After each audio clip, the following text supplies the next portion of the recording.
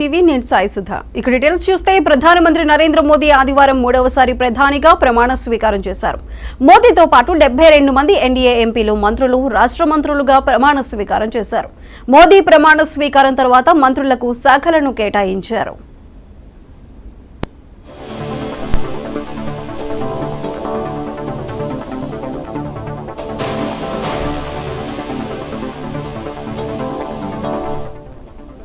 కేంద్ర మంత్రి పదవులను బీజేపీ అధిష్టానం ఖరారు చేసింది. హోంశాఖ సహాయ మంత్రిగా బండి సంజయ్, బొగ్గు గనుల శాఖ మంత్రిగా కిషన్ రెడ్డి, ఉక్కు భారీ పరిశ్రమల సహాయ మంత్రిగా శ్రీనివాస్ వర్మ, గ్రామీణాభివృద్ధి కమ్యూనికేషన్ మంత్రిగా పెమ్మసాని రామ్మోహన్ నాయుడుకి పౌర విమానయాన శాఖను కేటాయించారు.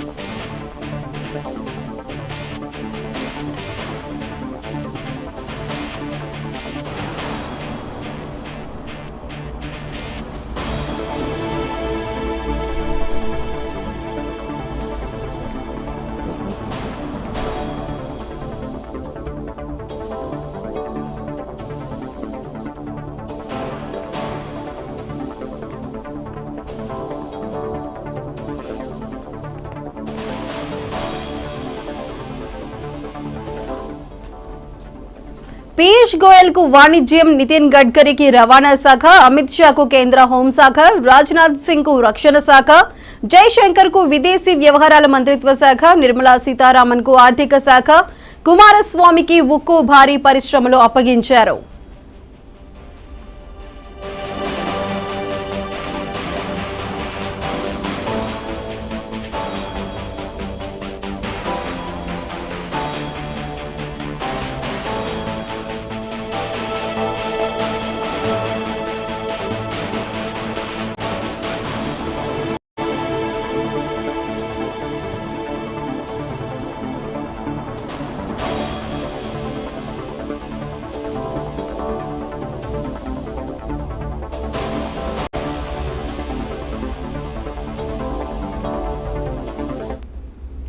ధర్మేంద్ర ప్రధాన్ కు మానవ వనరుల శాఖ, జేపీ నడ్డాకు వైద్యం, భూపేంద్ర యాదవ్ కు పర్యావరణం, మన్సుఖ్ మాండవీయకు కార్మిక శాఖ, క్రీడలు, జితిన్ రామ్ కు చిన్న మధ్య తరహా పరిశ్రమలు, సిఆర్ పాటిల్ కు జలశక్తి, చిరాగ్ పాస్వాన్ కు క్రీడలు, అన్నపూర్ణ దేవికి మహిళా శిశు సంక్షేమం, కిరణ్ రిజిజుకు పార్లమెంటరీ వ్యవహారాలు అప్పగించారు.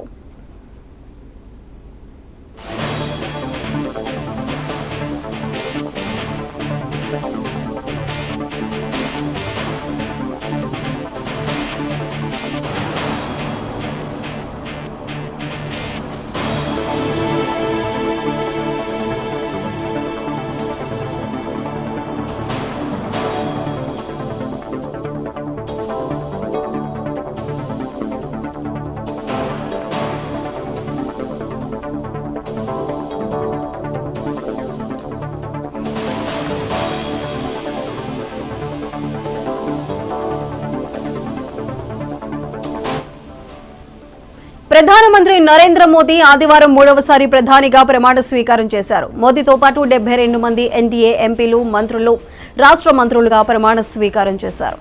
మోదీ ప్రమాణ స్వీకారం తర్వాత మంత్రులకు శాఖలను కేటాయించారు.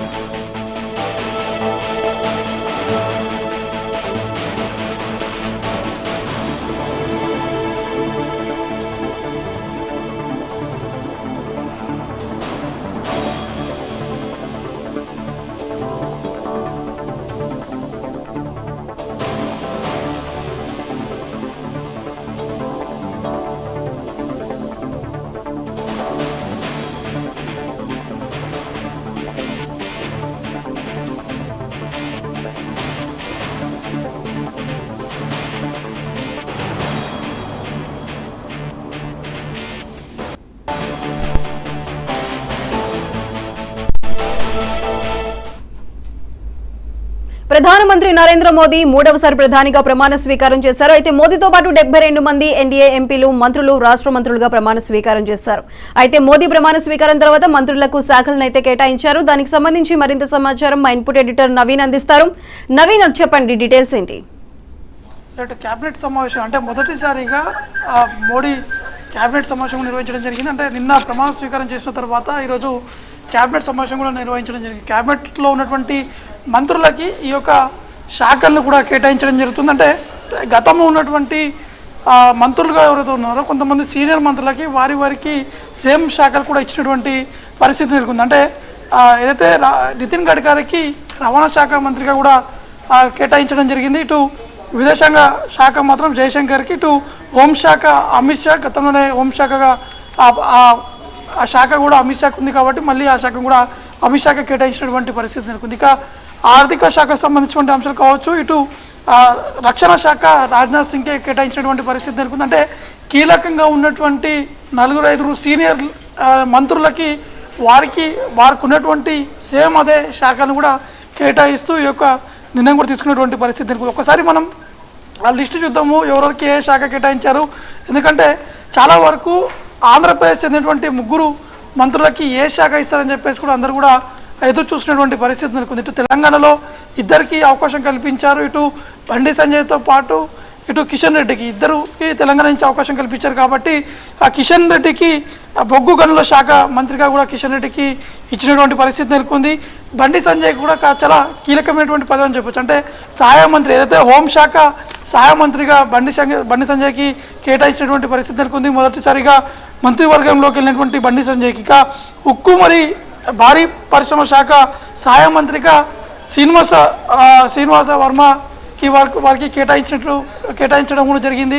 ఎందుకంటే బీజేపీ నుంచి వారు బీజేపీ నుంచి ఒకరికి ఇచ్చారు కాబట్టి అవకాశము శ్రీనివాస వర్మకి ఇటు ఉక్కు భారీ పరిశ్రమ సహాయ మంత్రిగా కూడా వారికి కేటాయించడం జరిగింది. ఇక పెమ్మసానికి మాత్రం గ్రామీణాభివృద్ధితో పాటు కమ్యూనికేషన్ శాఖను కూడా వారికి సహాయ మంత్రిగా కేటాయించడం జరుగుతుంది. ఇటు రామ్మోహన్ నాయుడుకి, ఏదైతే ఏపీలో రామ్మోహన్ నాయుడు 3 సార్లు గెలిచినటువంటి పరిస్థితి నెలకొంది. ఇప్పుడు మోడీ క్యాబినెట్లో రామ్మోహన్ నాయుడుకి ఈ యొక్క అవకాశం కూడా కల్పించడం జరుగుతుంది. దాంతోపాటు విమానయాన శాఖను కూడా రామ్మోహన్ నాయుడుకి కేటాయించడం జరిగింది. ఇక పెట్రోలియం శాఖ మాత్రం హర్దీప్ సింగ్ పూరికి, పర్యావరణ శాఖ భూపేంద్ర యాదవ్, సాంస్కృతిక శాఖ గజేంద్ర సింగ్ షెకావత్కి కేటాయించడం జరిగింది. ఇటు ఆర్థిక శాఖ నిర్మలా సీతారామన్కి యథావిధిగా కూడా ఆ శాఖనే కేటాయించడం జరిగింది. ఇక విద్యాశాఖ ధర్మేంద్ర ప్రధాన్, ఇటు వైద్య శాఖ జేపీ నడ్డాకి కేటాయించడం జరిగింది. అయితే ఈసారి 2019లో